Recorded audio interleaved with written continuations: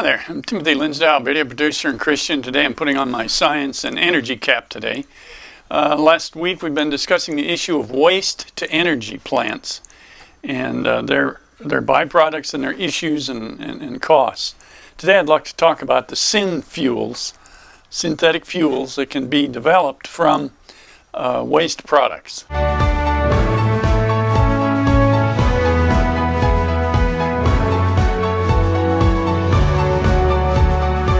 Like and comment on my video and subscribe to support my channel. Please, if you would, that'd be great. Yes, I find this an exciting field about synthetic fuels. And there's really nothing new about this. They've been around a long time. Germany, during World War II, if you will, fueled their war machine from coal. They made synthetic fuel out of coal. And it is one of what's called a feedstock for creating synthetic fuel. And feedstocks can be natural gas, coal, and biomass.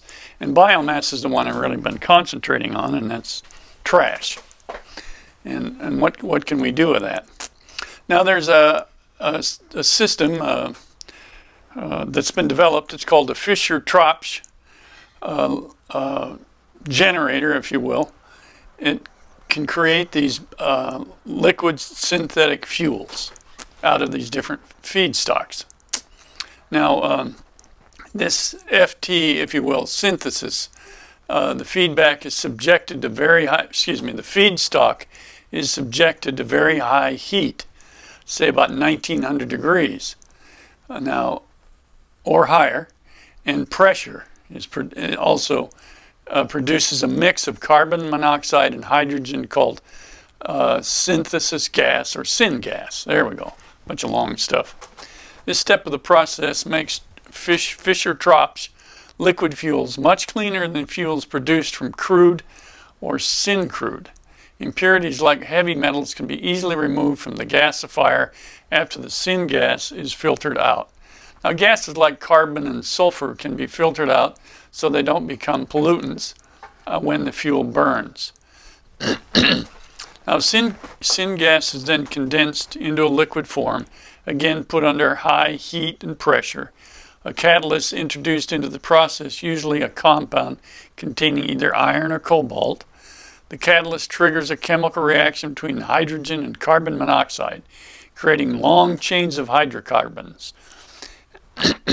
Now, different catalysts can produce different hydrocarbon structures. These hydrocarbons are then cooled and condensed into liquid form and filtered, along with synthetic forms of diesel and gasoline. Now, this is a lot of complicated stuff, but it's basically telling you that this can replace oil. Now, what's the point of that? One of the main reasons, from what I can read, that these syngas is not being pursued enough is because of the oil is so cheap, and that's a big part of it. But it's being looked into because of the situation we have in California, where we're running out of places to put the recycled material. I mean, we can bury it, yes, but we didn't want to do that. We wanted to recycle it, use it over, keep a perpetual recycling system going. And originally, when started, that seemed like a great idea. It made money. One of the biggest plants in California was making $50,000 a month. Now it's spending $40,000 a month to get rid of the stuff. They used to be sending it to China. China's decided it doesn't want all that, and that's immediately caused problems. And there's a number of places. Other countries have been, such as India, starting to take that. But that's more of what they call a wish recycling. We just think we can just send it away and it'll disappear, and of course it doesn't. It needs to be a process in which we can make it a perpetual system. And burning waste is one way to do it because we can produce electricity doing that. The systems are already made and designed and functioning. There are over 70 waste to energy plants in the U.S. already. That's not really an issue. Dealing with the byproducts of carbon and other byproducts of the system are being well dealt with. Dioxin was a concern for cancer, but that is a very minute amount of the pollutant, if you will. One fire in a landfill produces far more dioxin than any plant would, just as an example.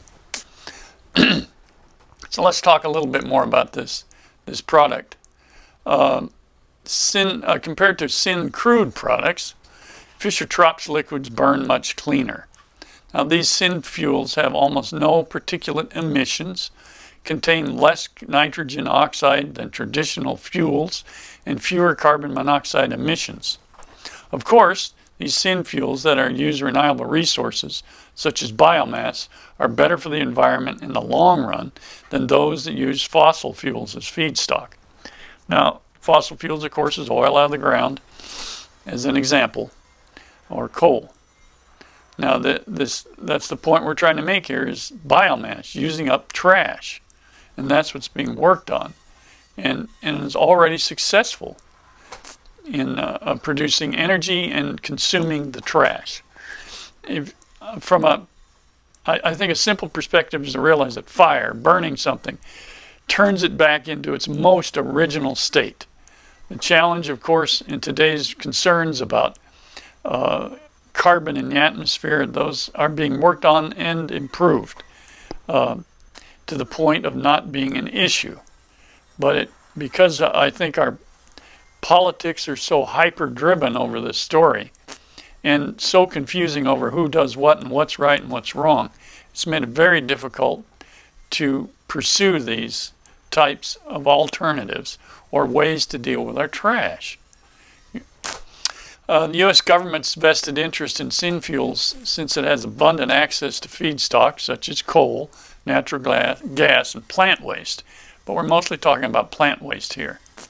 Now, taking only one variety of Snyfuel into account, there's an estimated 1.3 gigatons of unused biomass inside the United States that could be used to produce Snyfuels. Now, one is the U.S. military and other government agencies have been pushing to research Snyfuels in recent years. Now, other countries like China and Germany have also made recent investments in exploring Snyfuel technology. Now, while synthetic fuel technology is promising, it costs much more to produce than gasoline from oil. So it's most likely will not replace oil unless all oil prices increase dramatically. Now, that's our major issue here, is cost. Figuring out a way, excuse me. Sorry, frog got me. Anyway, that's the issue. It always comes down to cost. And the challenge is to figure out how to improve on that, to make it viable. It has to be viable. It has to be affordable compared to the present time of using fossil fuels. Now, so much more has been found in fossil fuels, in oil sands, and even in rock, in controversial ways of extracting it. But they're finding many, many sources of fossil fuels they didn't even know they had. One of them is in the Gulf of Mexico in the Whopper sand field.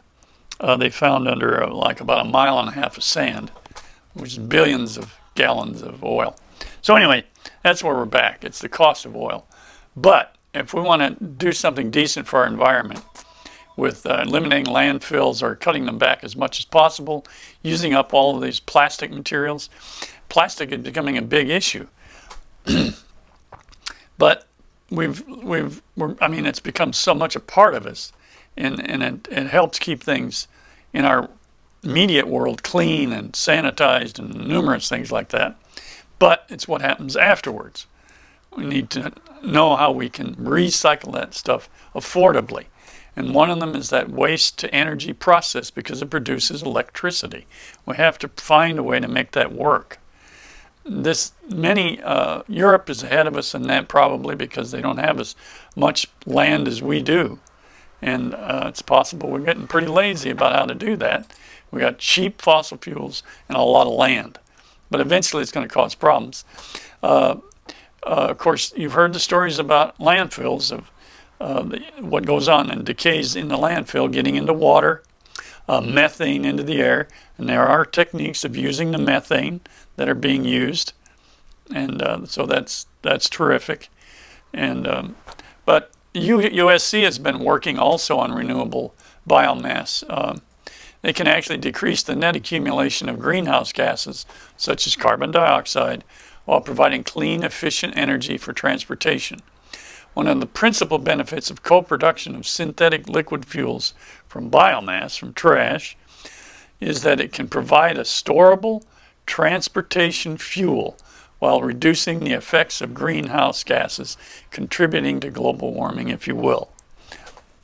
It's not necessarily my opinion. I'm just reading this out of the studies. It's important stuff. So I'm trying to do this without getting so political we don't get anything done, which is where we're at right now. So this work being done at USC is helping to produce a fuel out of the waste that's clean enough for us, maybe cleaner than fossil fuels.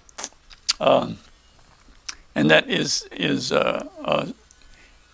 it's continuous, it's sustainable, it's something we can just use over and over and keep running through this recycle system. So the need to identify new sources and methods for the production of transportation fuels requires not only investing improvements in the ways to produce current petroleum-based fuels, but also the research into new methods for the synthesis of functionally equivalent alternative fuels.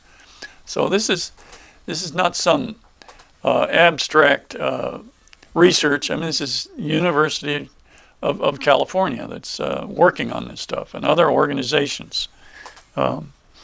So there is technology, there is work being done to solve this waste issue with plastics and whatever else goes into landfills. We need to take the time to talk to each other and not use these for political weapons, and that's of course what's being done. So I'll attach these links in my video for you to research, and it's a terrific and exciting technology and research that's being done to help solve these problems. So like and comment on my videos, subscribe, support my channel, and take a serious look at this and try to make it a great day.